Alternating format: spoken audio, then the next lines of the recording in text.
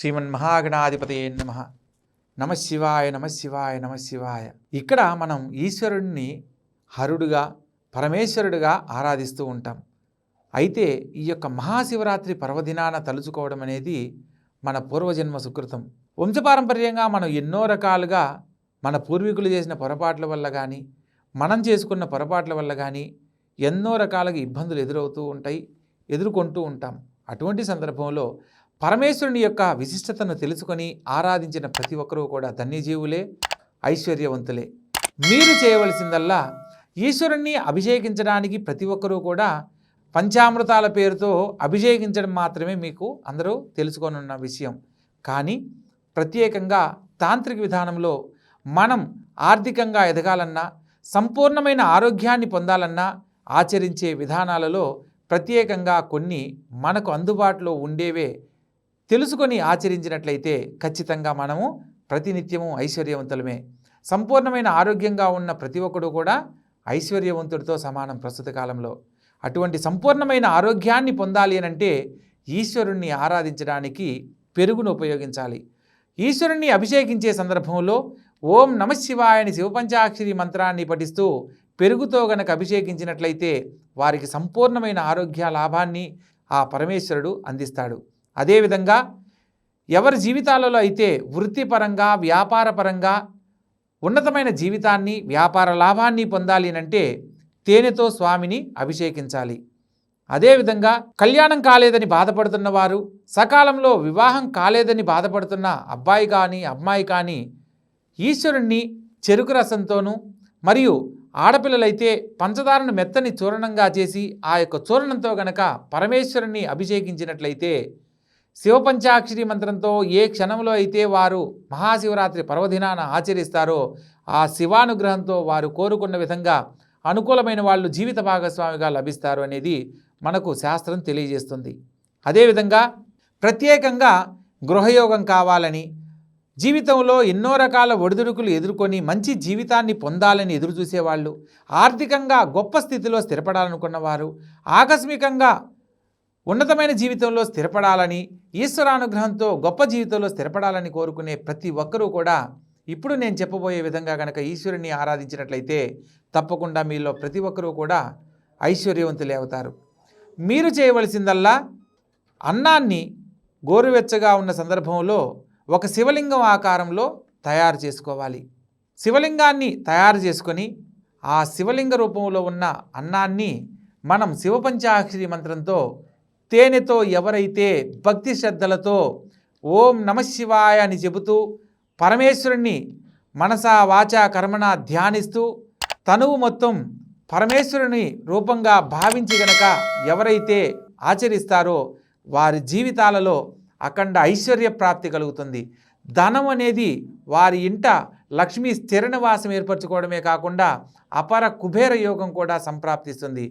ఏ కుటుంబంలో అయితే దారిద్ర్య బాధలతో సతమతమవుతున్నారో వారు ఈ యొక్క మహాశివరాత్రి పర్వదినాన బ్రహ్మముహూర్త సమయంలో అన్నంతో తయారు చేయబడిన శివలింగాన్ని తేనెతో అభిషేకించండి. ఈశ్వరానుగ్రహంతో అఖండ ఐశ్వర్య ప్రాప్తిని పొందండి. అదేవిధంగా గోమయంతో ఆవు యొక్క పేడను మనం శివలింగంగా తయారు చేసి గోక్షీరము వీటిని గోవుకు సంబంధించిన 5 వస్తువులను పంచగవ్యములుగా మనం ఆరాధిస్తూ ఉంటాం.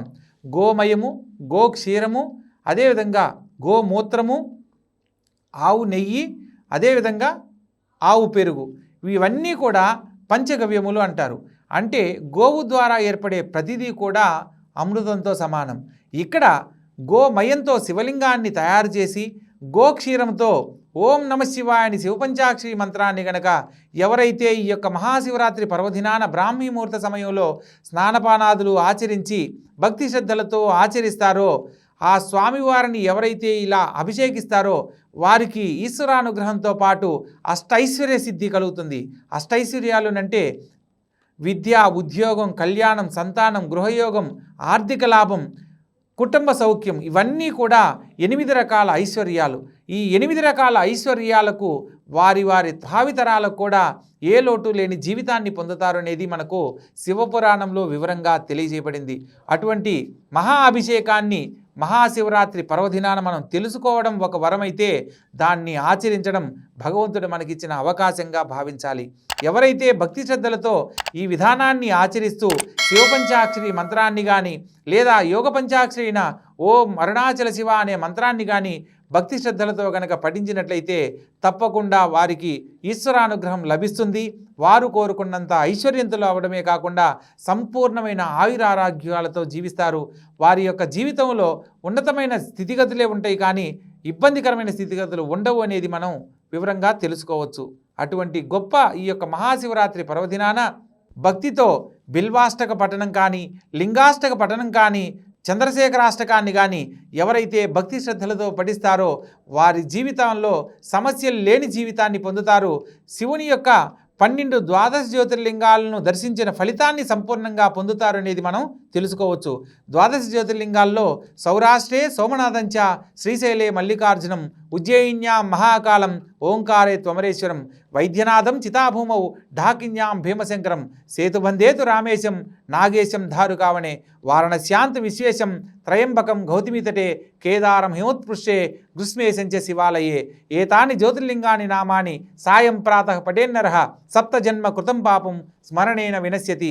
ఎవరి జీవితంలో అయితే ప్రతిరోజు ఈ యొక్క ద్వాదశ జ్యోతిర్లింగాలను 12 నామాలను ఎవరైతే భక్తి శ్రద్ధలతో పఠిస్తారో వారికి 7 జన్మల పాపాలు తొలగిపోతాయనేది మనకు ఈ ద్వాదశి జ్యోతిర్లింగ స్తోత్రంలో వివరంగా తెలియజేయబడింది.